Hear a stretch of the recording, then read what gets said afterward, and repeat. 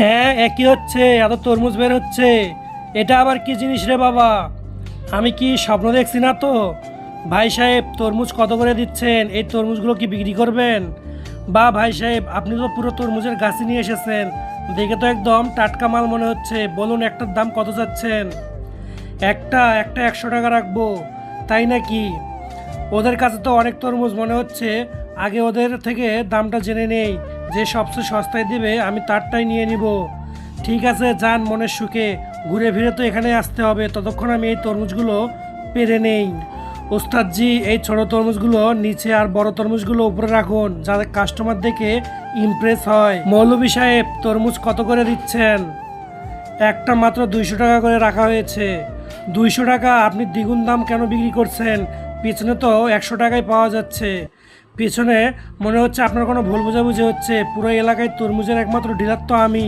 আপনি যদি তরমুজের একমাত্র ডিলার হন, তাহলে পিছনের লোকটা কি আম বিক্রি করছে? বলুন, 100 টাকায় দিবেন কি না?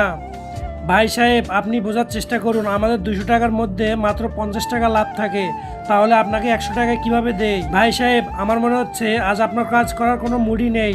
আমি ওর থেকে গিয়ে নিচ্ছি। তার আগে তুমি যদি চাও তোমার মা জান্নাতে যাক, তাহলে চ্যানেলটিকে সাবস্ক্রাইব করে ভিডিওটা শেয়ার করে দিবে।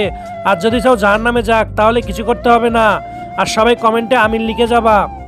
ওস্তাদজি, এ তো সেই লোকটা যে একটু আগে আমাদের থেকে 200 টাকাতে তরমুজ কিনে নিয়ে গিয়েছিল। এখন ও একটা তরমুজ 100 টাকায় কিভাবে দিতে পারে? ভাই সাহেব, আপনি তরমুজ দিয়ে দিন। ও তো দিন দুপুরে ডাকাতি শুরু করছে। এই তো কাজের মতো কথা। কয়টা লাগবে? এই দুটোই দিয়ে দিন। তাহলে বের করুন 200 টাকা। এই নিন। আজকের তরমুজ বিক্রি রুজিত হয়ে গেল।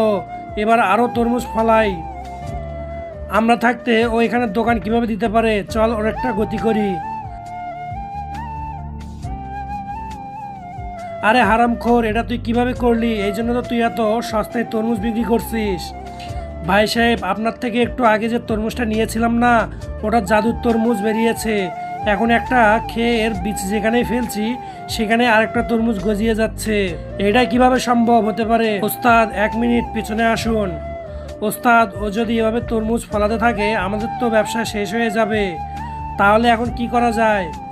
করার আর কি আছে? আমি বলি কি, ওর থেকে এই জাদুর তরমুজটা আবার কিনে নেই, এতে আমাদের অনেক বেশি লাভ হবে।